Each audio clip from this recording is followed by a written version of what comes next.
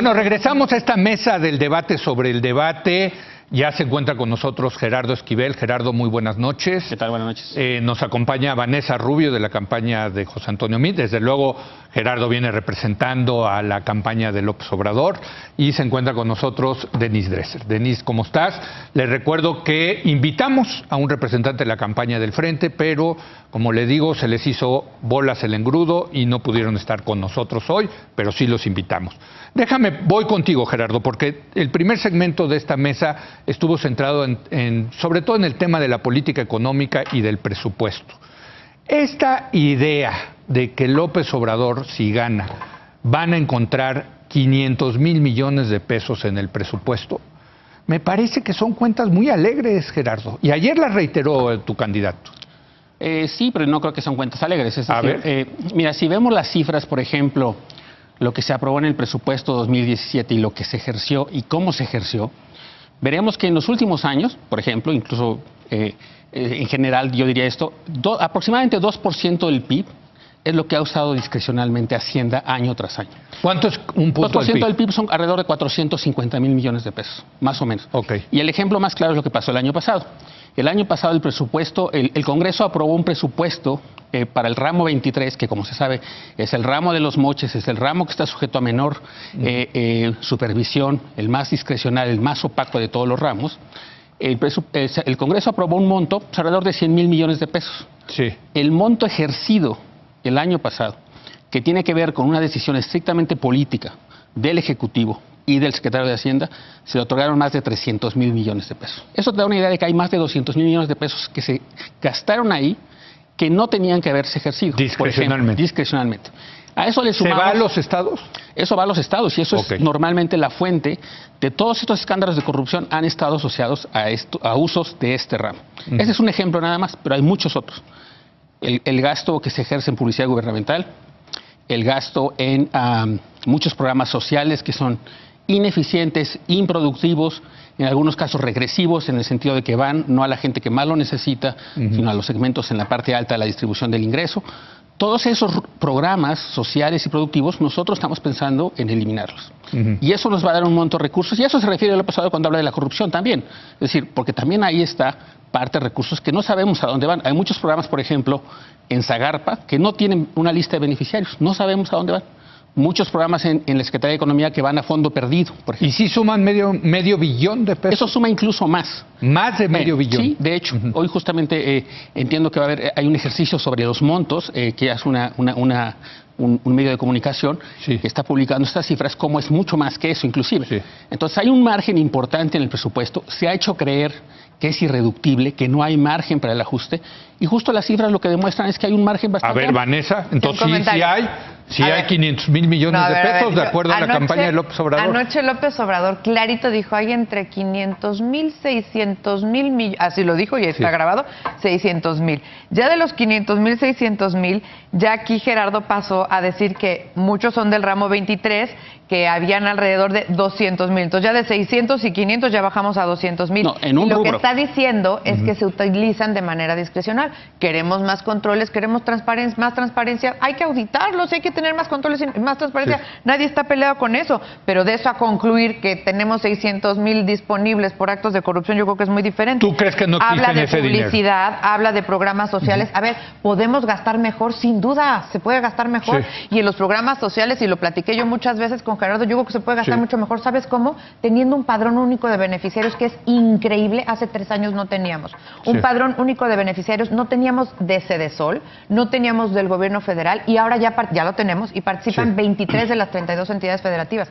¿Se puede gastar mejor? ¿Ha mejorado ahí el gasto? Ha mejorado sin duda. Sí. Encontrábamos duplicidades. ¿Tú dirías que sí? Yo creo que hay mucho margen todavía. Sí, yo coincido con Gerardo. México Evalúa ha señalado estamos avanzando, o sea, estamos avanzando y necesitamos mejorar. Pero ya de ahí a decir que habían 500, 600,000 en corrupción, pues yo creo que ahí queda muy flojito el argumento. A ver, ¿cómo lo ves tú, Es que el discurso priista de necesitamos mejorar, es que ya les hemos dado tantas oportunidades para mejorar, tanto al PRI como a Acción Nacional. O sea, ha sido sexenio tras sexenio de reformas que acaban siendo fallidas, que no producen beneficios reales para los ciudadanos, de corrupción que se va comiendo todo lo que las reformas deberían producir. Eso con respecto a los priistas. con respecto a Andrés Manuel López Obrador, es que sí coincido con Vanessa. Ayer que lo veía, pensé, están presentes en este debate todas sus virtudes y todos sus vicios.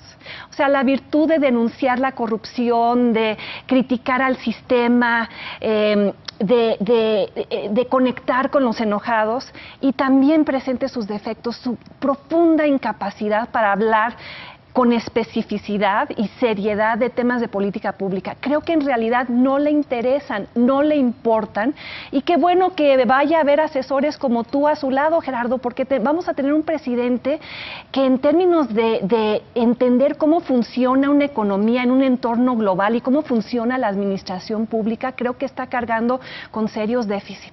Mira, a mí lo que me preocupó en ese sentido López Obrador es, y cada vez estoy más convencido, es que López Obrador está pensando en una economía del siglo XX, en una economía de commodities, de materias primas. Ayer lo dijo, el principal activo del país es el campo. No.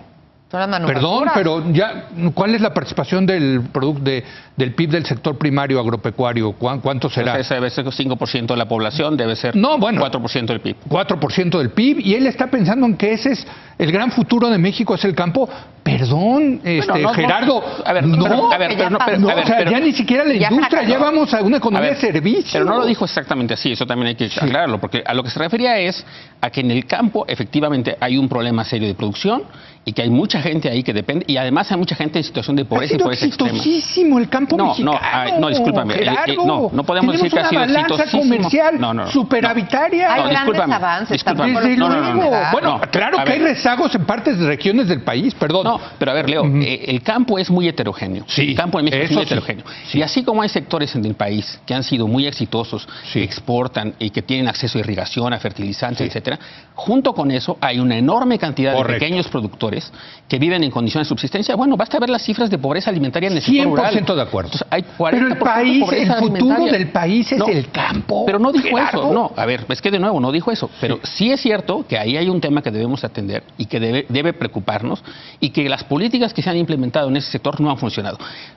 Carlos Salinas de Gortari proponía que el ejido y la posibilidad de enajenar las tierras iba a volverse la solución del campo, de los pequeños productores, iba a resolver el problema de la atomización en el campo. No funcionó. Las políticas sociales buscaban en parte también ayudar a solventar la pobreza de los pequeños campesinos rurales. Bueno, eso no ocurrió tampoco.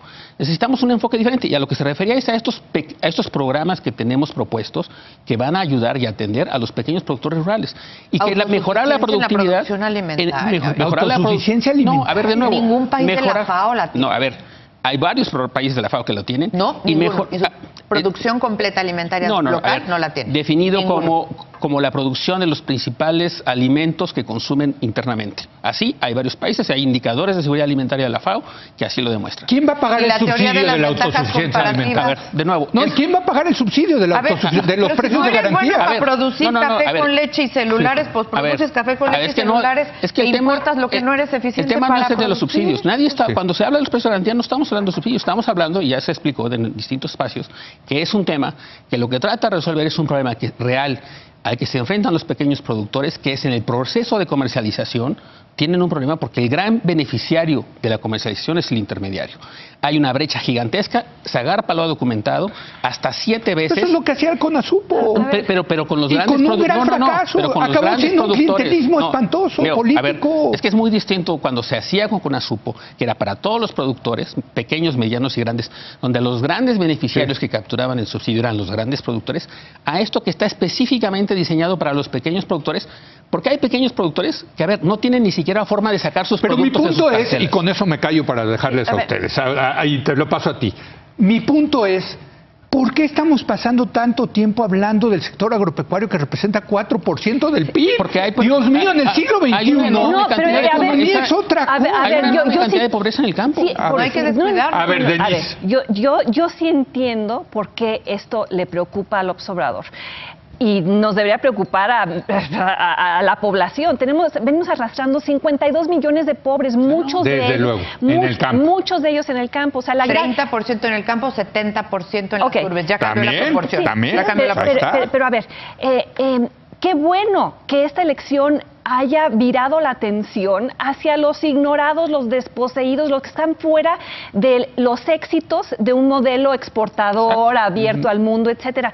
Tenemos que resolver nuestro problema agrario. No estoy segura de que las soluciones que ustedes han planteado sean las más acertadas. Creo que en el fondo lo que hay que hacer es incorporar a ese sector rural que vive de la autosubsistencia, incorporarlo al mercado de alguna manera. Y hay que hacer inversiones masivas en infraestructura, capacitación. Ya ves que eres neoliberal. No, es que eso no es eso. No, perdóname, eso no es neoliberal. Parte de lo que estamos proponiendo. Eso no es neoliberal, carajo. Era una provocación. No, eso es sentido común. Sí, eso claro. se remonta al clásico. Seguramente lo leíste, Gerardo Esquivel, el libro de Barrington Moore, los orígenes sociales de la dictadura y la democracia, donde dice un país que no resuelve la pobreza de su sector agrario jamás va a ser una democracia. Déjame terminar, porque carga con una población agrícola desposeída que está permanentemente indignada, que no forma parte del modelo triunfador. Hay que incorporarlos a los mercados. Yo creo que la solución no se halla en que produzcan maíz. Ponlos a producir marihuana, Gerardo. O sea, porque la marihuana es el gran mercado funcional del país, el que realmente funciona con base en la oferta, la demanda, la competencia, etcétera. Café orgánico, en la montaña de Guerrero. Es que mientras no sea legal, yo estoy completamente de acuerdo, pero hay que legalizar la marihuana. No se legalice, los meten a la cárcel. Entonces, sean realmente valientes, realmente transformadores, no con propuestas minimalistas y asistencialistas. Propongan despenalizar la marihuana el 2 de julio. A ver, Vanessa, esto está poniendo bueno, ¿eh? Un tema muy importante. Los diagnósticos son comunes, y son comunes a México, y son comunes al mundo por el modelo que ha seguido el mundo de crecimiento en los últimos años.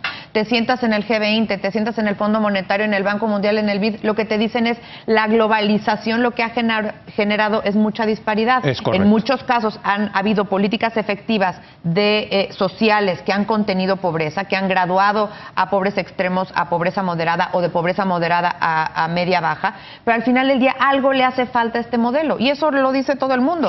El tema es hacer buenos diagnósticos y tener buenas respuestas. Lo que vimos ayer de Andrés Manuel López Obrador es que no hila un solo diagnóstico y cuanti menos una respuesta de cómo va a atacar esto. Pues la corrupción. O sea, ojalá hubiera dicho un cuarto de lo que has dicho tú, pero la verdad es que eso no es lo que dice López Obrador y lo que es extremadamente preocupante es que vivimos en un país en donde el poder ejecutivo recae en una persona y esa persona puede ser López Obrador o puede ser José Antonio Meade. Pues ahora sí que yo voto por José Antonio Meade porque sabe cómo, porque es un producto de la administración pública de los mejores mexicanos que ha producido este país, con conocimientos, con posibilidades de diagnóstico, con posibilidades de resultados concretos. Y sí vemos a un López Obrador muy sin elementos, sin fondos, sin sustancia, que preocupa. México es la 11ª economía del mundo. Gerardo. Bueno, a ver, un presidente tiene un gabinete y si alguien lo debe saber es José Antonio Meade y el equipo de José Antonio Meade, que tanto pregona los éxitos de José Antonio Meade. Es decir, un presidente tiene que tener una visión clara sobre qué es lo que quiere hacer el país, hacer una serie de propuestas. Ahí están en las propuestas de gobierno y yo creo que los tiene ya encargados de quién los implementaría. Neta, ya acá entre nos. O sea, no nos está viendo nadie. No te preocupes. Que ayer Andrés Manuel sí nos mostró esa capacidad de saber el diagnóstico del país. Ha dicho, y lo dijo, me parece que creo que en la entrevista con ustedes, o no sé si fue con los de Milenio, que les dijo, a ver, hay también una labor pedagógica de informar de algunas cosas grado. Y todos los detalles se podrán discutir en otros espacios. Y me parece que el énfasis, el mensaje que pretendió mandar Andrés Manuel López Obrador, como lo ha pretendido mandar en los distintos debates, de hecho, es el tema de la corrupción, porque el tema de la corrupción está en todos los temas. Es decir, porque el tema de la corrupción, si no se ejercen bien los recursos públicos, no hay recursos para invertir en otras dimensiones, en la infraestructura pública, en programas sociales, etcétera. Es decir, el hecho que la corrupción que tenemos en el país sea tan grande, que esté en tantos sectores, que afecte en tantas dimensiones, me parece muy importante. Y ese fue el mensaje que trató de mandar. Y cómo, combatiendo la corrupción, se generan recursos para hacer muchas otras cosas. Bueno, por supuesto, lo ha dicho muchas veces. Vive regalías de sus libros y de que ha sido funcionario del partido durante muchos años, como muchos otros. Así es que yo no veo la preocupación por ese lado. Pero más allá de eso, el tema es... lo ha dicho reiteradamente cuál es la estrategia del mensaje que tiene que mandar y me parece que ha sido, pero mucho más consistente y mucho más efectivo que otros mensajes. Y eficaz, hay que decirlo. Perdón, me tengo que ir a una pausa. regresamos en un momento más. Estamos teniendo un buen debate. Ay, ojalá si fueran los debates. Es que estos formatos del INE, Dios mío, aquí sí se debate, caray. Un placer de verdad estar con ustedes debatiendo el día de hoy. Regresamos en un momento más.